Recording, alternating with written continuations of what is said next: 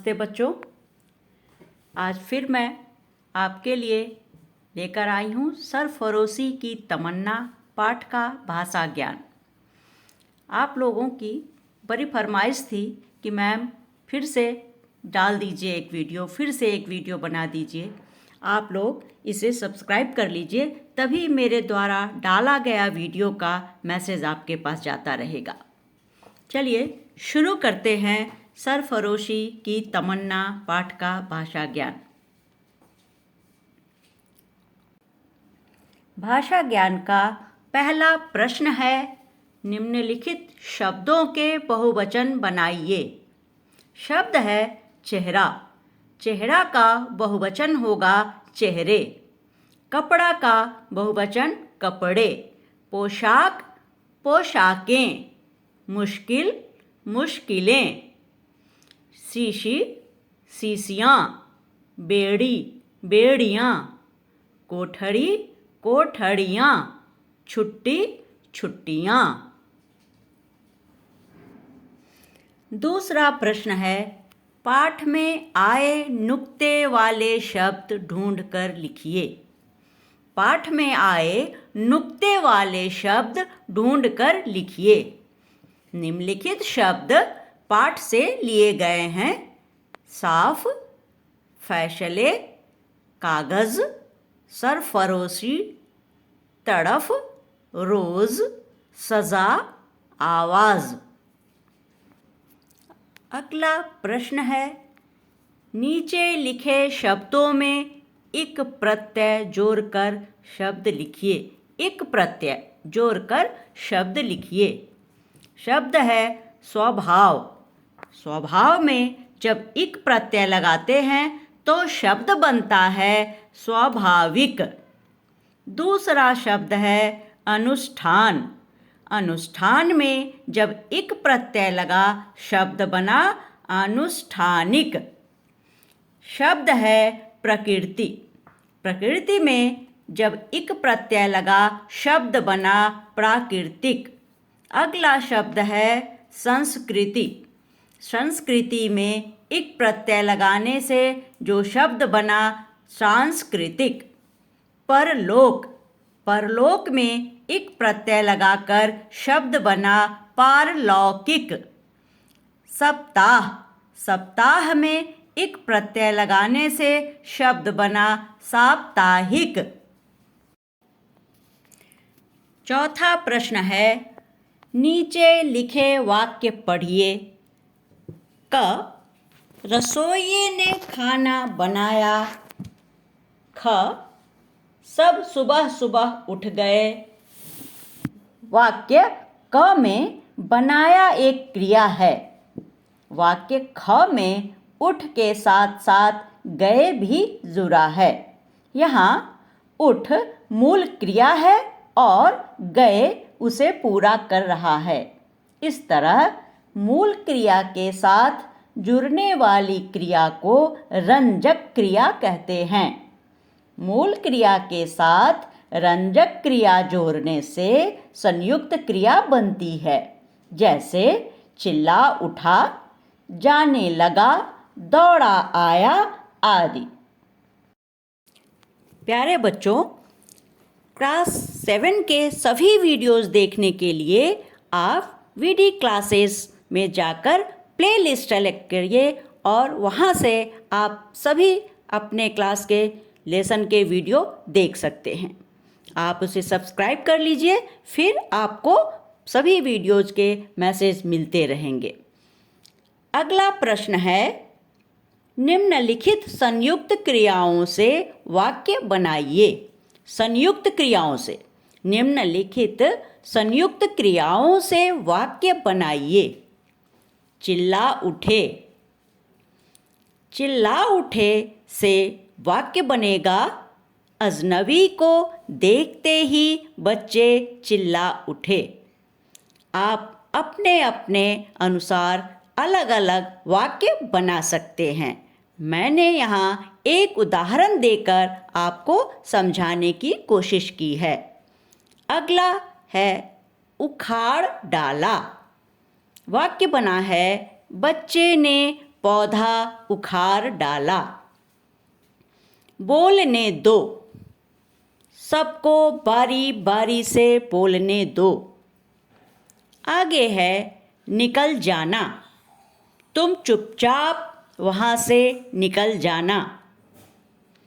आगे देखिए है गिर गया, लड़का चलते चलते गिर गया। अगला प्रश्न है प्रयोग के आधार पर शब्द के दो भेद होते हैं। प्रयोग के आधार पर शब्द के दो भेद होते हैं जिनका संक्षिप्त विवरण इस प्रकार है। शब्द है विकारी और दूसरा शब्द होता है अविकारी। विकारी शब्द किसे कहते हैं? विकारी शब्द ऐसे शब्द को कहते हैं जिनमें लिंग, वचन, कारक, काल आदि के कारण परिवर्तन होता है। अविकारी शब्द वैसे शब्द को कहते हैं जिनमें लिंग, वचन, कारक, काल आदि के कारण परिवर्तन नहीं हो सकता। अगला प्रश्न है नीचे लिखे शब्दों के आगे लिखिए कि वे विकारी हैं या अविकारी। नीचे लिखे शब्दों के आगे लिखिए कि वे विकारी हैं या अविकारी। शब्द है ईमानदार। ईमानदार एक विकारी शब्द है। इसमें लिंग और वचन के कारण परिवर्तन संभव हो सकता है, जैसे ईमानदार से ईमानदारी। लेकिन दूसरा नीचे दिया गया शब्द है और एक अविकारी शब्द है। इसमें लिंग, वचन और काल कारक के कारण कोई परिवर्तन नहीं हो सकता। अगला शब्द है रोटी। रोटी एक विकारी शब्द है। खा रहा है। खा रहा है एक विकारी शब्द का रूप है। तथा शब्द एक अविकारी शब्द है। गाड़ी। गाड़ी विकारी शब्द है। इसे गाड़ी, गाड़ियाँ, गाड़ी से, गाड़ी में ऐसा हम कर सकते हैं। अगला शब्द है धीरे धीरे। धीरे धीरे एक अविकारी शब्द है जिसमें कभी कोई परिवर्तन नहीं हो सकता। अगला शब्द है हम। हम शब्द विकारी शब्द है। इस तरह आप लोग अन्य विकारी और अविकारी शब्दों को पहचान कर समझने की कोशिश करें। अगला प्रश्न है नीचे लिखे वाक्यों को शुद्ध कीजिए। यहाँ मैं आप लोगों को कहना चाहूँगी कि वीडियो देखने के बाद उसे लाइक अवश्य कर दें। लाइक का बटन जरूर दबा दें। चलिए छठा प्रश्न है नीचे लिखे वाक्यों को शुद्ध कीजिए। पहला वाक्य है मैंने तुमका यह बात कही। यह तो सुनने में ही कान में खटक रहा है। इसे शुद्ध करना है। शुद्ध करेंगे तो वाक्य क्या होगा? मैंने तुमसे यह बात कही। ख वाक्य है चारों तरफ आवाज गूंज रहा था। आवाज कभी गूंज रहा था? नहीं, आवाज गूंज रही थी। आवाज स्त्रीलिंग शब्द है, तो वाक्य को शुद्ध करने के बाद वाक्य होगा चारों तरफ आवाजें गूंज रही थीं। अगला वाक्य है जज के आते ही सन्नाटा छा गई। सन्नाटा पुल्लिंग शब्द है, तो शुद्ध करेंगे तो वाक्य होगा जज के आते ही सन्नाटा छा गया। अगला वाक्य है रास्ते में हम एक गाड़ी देखा। शुद्ध करेंगे वाक्य को रास्ते में हमने एक गाड़ी देखी। चलिए अब अपठित गद्यांश को पढ़ते हैं। आपकी पुस्तक में दिया गया है, इसे पहले पढ़ते हैं। दिए गए अपठित गद्यांश को पढ़कर पूछे गए प्रश्नों के उत्तर लिखिए। अंग्रेज सरकार ने जनता को कुचलने के लिए दमनकारी बिल असेंबली में पेश किया। देश ने एक स्वर में उसका विरोध किया। भगत सिंह और बटुकेश्वर दत्त ने असेंबली में बम फेंका और जानबूझकर वहीं गिरफ्तार हो गए।